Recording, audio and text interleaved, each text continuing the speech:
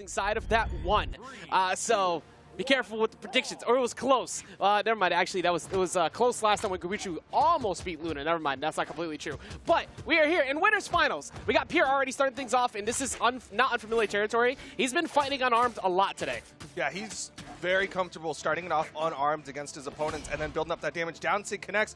Luna not going to get the first stock. He's not going to get the wall touch, and Pierre is already setting himself up to take game number 1. I think that's the thing everybody has to figure out is when does Pierre finally decide to go for the D-Sig at the ledge, because he's been doing it all day and he shifts his timing around. So you're stuck in like a 50-50 once you get anywhere near the top of that wall. Luna now trying to grapple back into this one. He's got the gauntlets in hand, and Pierre is unarmed. But again, he's totally fine with that. He is going to continue swinging.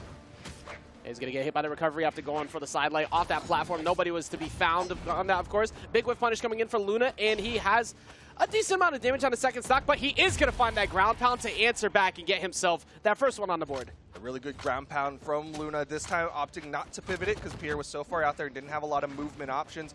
But still, Luna playing from behind, he's got that damage deficit. That's something we've said a lot today. You know, Luna plays from behind, but then he just gets back in. Like, he doesn't really let the leads people have on him mentally guess with him at all. But that D-Light side air and the weapon toss, that should be enough to take him out if he can find the finisher. No, Luna still had just enough and went very high, got around him. Yeah, really good utilization of movement tools, right? Again, the unarmed down air, one of those moves with a lot of horizontal movement inside of it, so he's able to get a lot of distance traveled, but the side air from Pierre will travel Luna to the KO box. Pierre's spacing on blasters has been so good all day. He has been able to line up D-Lights, he's been able to line up side airs, and he's constantly just out of range. But the problem picture has been these Katars. That has been the theme of the weekend so far, and it's coming right back as he's already got a decent amount of damage on. And he's already throwing out those down sigs as Luna's on the edge. Oh, I thought there was going to be just a raw sig because Pierre's feeling like a sig situation, but he's over to the blasters. He goes with the GCD light, but he's going to get the dare follow up anyway. Still keeping that damage on. Big punish on the neutral sig. He's going to have to go high. Does take a recovery in the midst of it. Won't fall yet, though. Good movement from Luna. Turns the dare over to Pierre, but Pierre, down like ground pound. Yeah, Pierre's going to fall there, but still the damage deficit.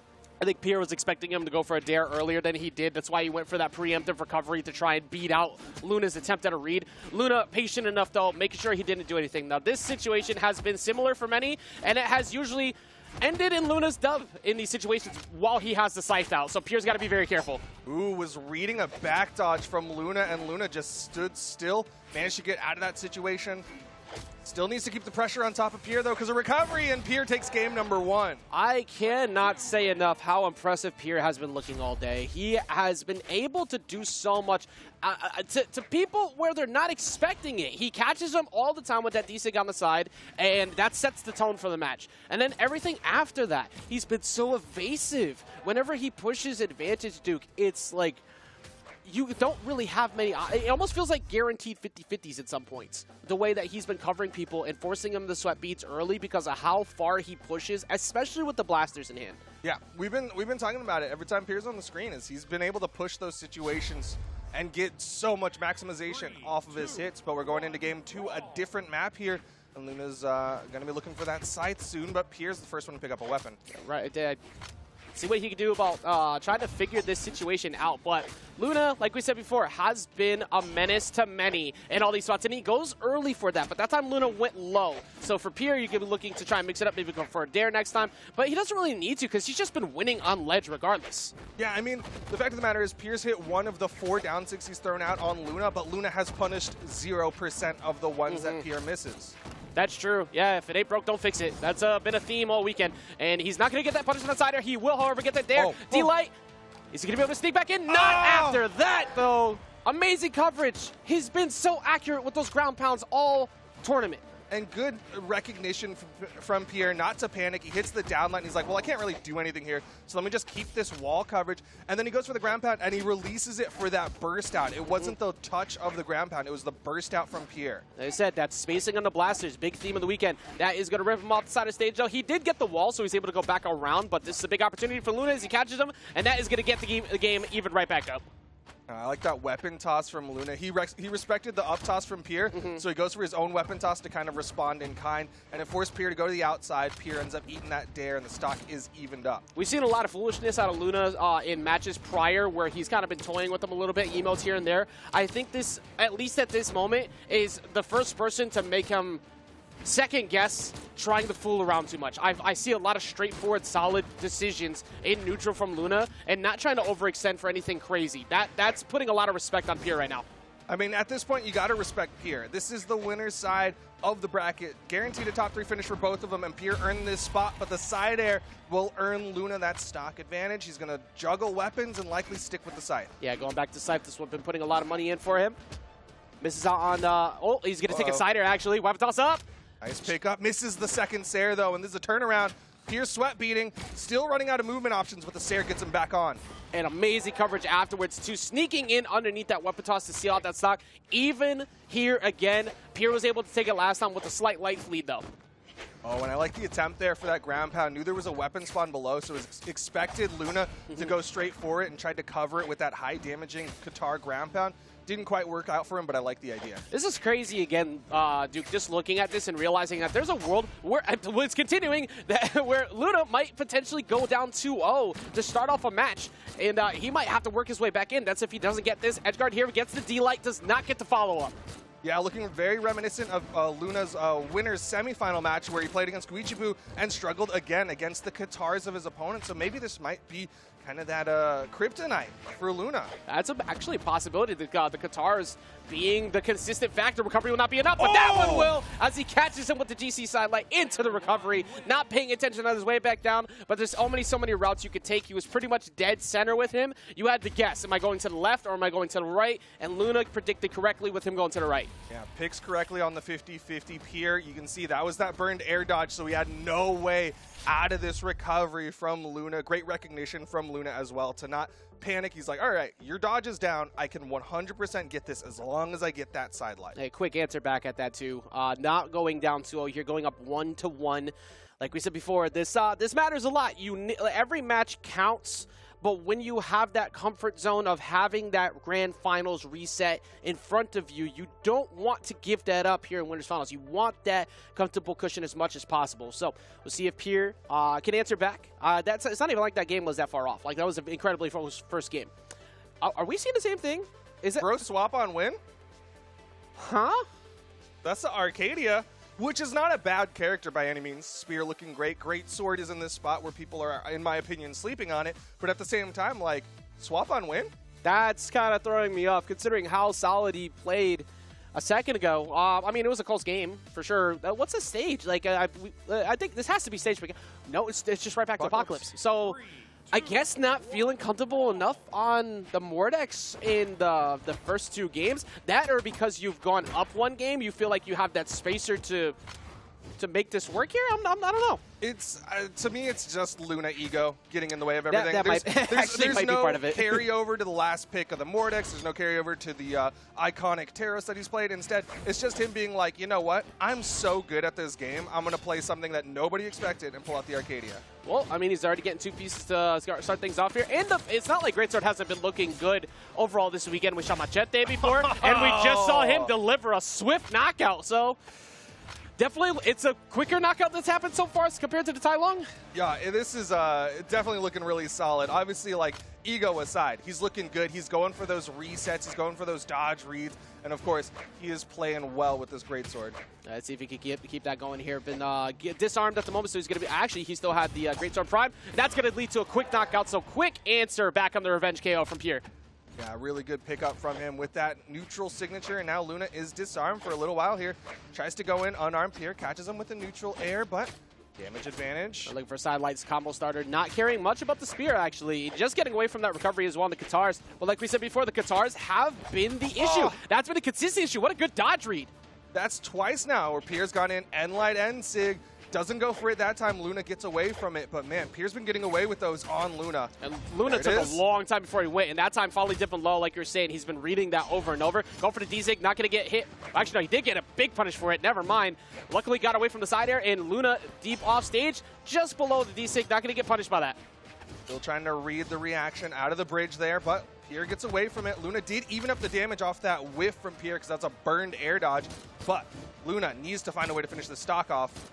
Pierre looking for the dare, looking for a D-Light. Oh, the neutral light into side air is not going to find the mark that he's looking for. That's a big whip punish. Doesn't close it out, though. Side air won't be enough, and the weapon toss just misses Luna on the way back. But the gravity cancel side light beats out the recovery of Luna, and Pierre takes that stock advantage. Momentary advantage. We'll see if he can keep it. Last time it did disappear very quickly when Luna had the advantage and he was able to answer back. But now already starting things off here, going for it once again. And at this point, I think it's you go for it enough so that way you save that same situation for the last stock where you mix it up and you go for a bigger read, maybe wait for it immediately and then go for like a recovery. Down Sig almost catches Luna. Luna able to clean up the stock with the side air. You're already seeing Pierre do that mix-up, though, because he did that end line and then he jumped down air to try to catch that down dodge of Luna. That's true, actually. They did do that a little while ago. Sidelight is going to get hit once. Nothing much after, but the bridge is continuing here. Luna is going to get punished on that, but not too much else. And Pierre, he has stage advantage. He has a good amount of damage on him, Duke. He can seal game number 3. Yeah, this could be Pierre's, but the down air beats out a recovery. Pierre going to disengage over to the blasters. His blasters dares have been effective off stage, but gets out of that one. Misses on the recovery right there. Go. Ooh, weapon toss coming on over. He's going unarmed again. All right, Pierre keeping that stage control, throwing away weapons, unarmed. Luna lands down, gets the side air, but Pierre's still got so much damage on top of Luna. He's actually just staying unarmed. He legitimately doesn't want a weapon right now. He's going to get the Katars back, and he's going to throw them away immediately. He's actually not feeling the need for it, and he sends that message. He threw away 4 weapons in a row to guarantee that he'd get the knockout unarmed.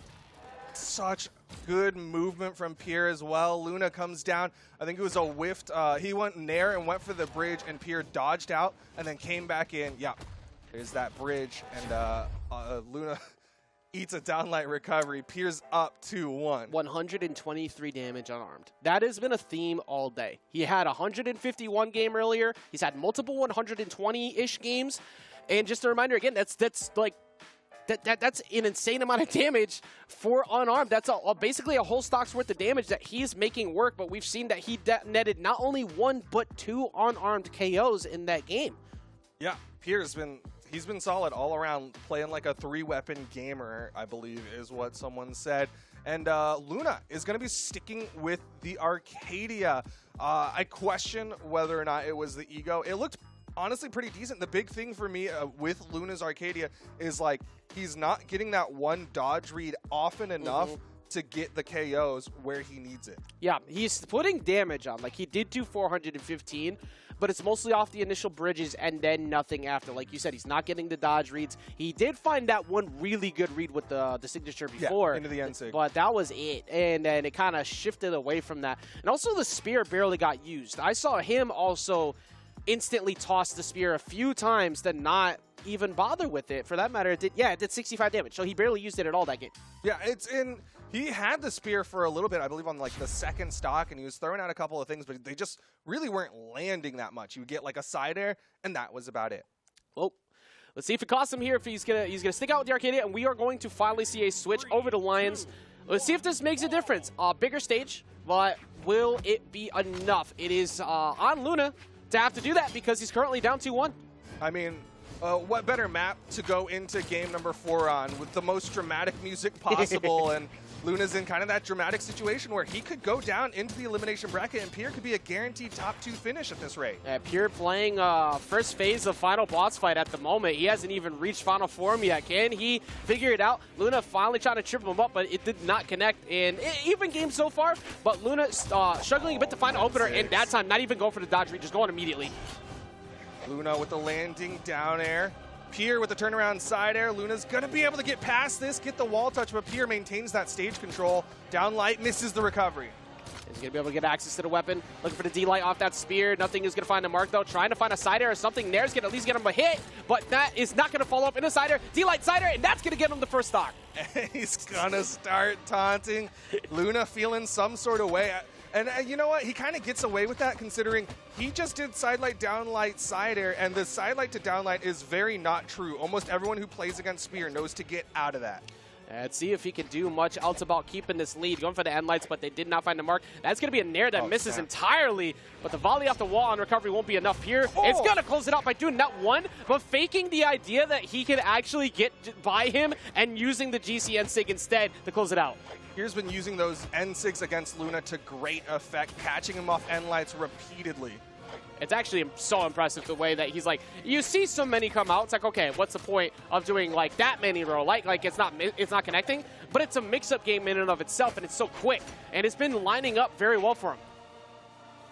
Luna now in that awkward spot, sitting on the wall, hits a recovery, chases up, but he doesn't have another move there. Pierre able to land back down safely. I'm glad we're seeing so much more of the spear out of Luna too, because I was literally just mentioning last game, as he instantly throws it away after I pointed out, it was barely used last game, and now it's been used very solidly this game. Tried to trip him up there to catch him with a, like on the weapon switch, but didn't end up hitting. Pierre just runs by, kicks him in the knees, and keeps going, picks up some blasters. Both of them in the red. It's going to be a recovery to KO. Who's going to be the one who hits it, though? The falling side air from Pierre. Weapon toss is going to go away. We already know Pierre is not one to worry about being unarmed. He will box as he gets the stock right there. It does not matter. If you try to weapon starve me, I'm perfectly fine. Like we said before, he's a 3-weapon legend. And now, back to the unarmed, denying weapons from Luna, denying weapons from himself. Another pickup, goes in with the blasters. Luna trying to finish off this stock. He will with the N-Sig, but last stocks here in game number 4. Luna could go down to the elimination bracket. Like you said, Luna looking at the elimination side right now would have to potentially have a run back against Stingray or deal with Java. That's if he could get through Pier and shut that down right now. He's still got another game to play here, but Pier is boxing him out. Greatsword does not matter. I don't care about that range. I have these hands and they are ready for you. These hands are rated E for everyone, but right now Luna's the only one in the theater, and he is getting all of these hands. But Pierre comes down with the Katars, hits it down air, keeps Luna on the wall. Pierre wants all the smoke, you already know. He's ready to go for the N-Sig, and he does not get it. Gonna get the punish right there. Does he go for another one to ledge? Does he go for a D-Sig at ledge? No, he decides to go off and does not connect on the side air, so Luna's still keeping himself going. Down line, oh! Down air into the side sig. Pierre gets the stock, gets game number 4, wins it out 3-1. Luna's going to the elimination bracket, and Pierre is guaranteeing himself a top 2 finish. This has now created such an interesting statistic that hasn't really been seen in a while, and you were mentioning it for Pierre pulling out one of the older picks in the book, the Lucian, and he's looking really good with it. What is really surprising me out here is his edge guards and how he's choosing to play these wall interactions versus Luna, one of the best offstage players in NA right now, genuinely. And to see Pierre giving him the hands like this on the wall with these interactions is really impressive. So starting in from this clip right here, you can see it starts off off stage, but and it ends up on it starts off on stage and ends up off stage. But it's how Pierre wants to play it when he gets back and Luna now has to come back. He sees that Luna's burnt a lot of options here, and I'm going to show you those options he burnt, and I'm going to show you exactly what it looks like. Luna coming back up, uses his last jump here, goes for that nair with it, goes for the recovery now, and Pierre realizes that he says, okay, I have this angle here. You have to do this recovery. I know exactly where you're going. And I'm going to line up just to cover this entire blur of area here with my beautiful sig. So he goes for that down sig, confirms it. Luna now has to come back up on his own with the same options he has left, and that's when he just says, no, you won't be doing that, because he doesn't have a dodge. He goes for that side air, cleans it up, and he keeps it rolling. A lot of off-stage interactions from Pierre kind of looked like that. After this one again, let's look at the options that were taken away from Luna. Luna goes for that GC side stick. That's his dodge gone. Now he has to work his way back up. That gauntlet stare is punishable. Pierre knows that. He comes down with the down air, lines himself up with the downlight, and this is what's so sick about it. After this, he waits patiently. He knows Luna still has no jumps, no dodge. Where can you go besides straight up? If you stare the wall, you're going to get hit by that. The big hitbox, you're going to get hit by that. And he takes the L there. Luna, first letter of your name. It's simple. Continuing on throughout that set, it's a lot of off-stage, beautiful stuff. Coming from Pierre. Like I said, this one's a nice little punish, throws the weapon. Luna's already used that recovery, and it's all about that spacing. It's all about that knowledge. He uses his last jump right here, and it was actually an exhausted recovery. If you guys saw earlier, he uses that last jump to turn into an exhausted recovery, gets beat up by the GC sidelight. Pierre, all off stage, all great kill confirms, and it looked exemplary. Luna was mainly getting his kills on stage with signature. Pierre was doing stuff like this, baiting the movement out with the first N-Sig. You see the dodge is gone now. He can go up higher, but most players don't want to go up that high because they're left coming on the map with no options left. He's expecting Pierre to go back. Pierre doesn't care about going back. He's going to go down, and he's going to be moving straight into another wall of N6. Pierre is looking excellent today. That's why he's sitting in the grand finals. Casper's going to show you what's up next. Luna. And now Luna is sitting on the L side of the bracket. The elimination final to await the winner of our next match, Stingray versus Java. There's another interesting statistic that I just realized, because I've been talking about the win-loss ratios for people all weekend, and this just like occurred to me. I don't know how completely true it is, but it definitely happened every time I brought it up. People who have had a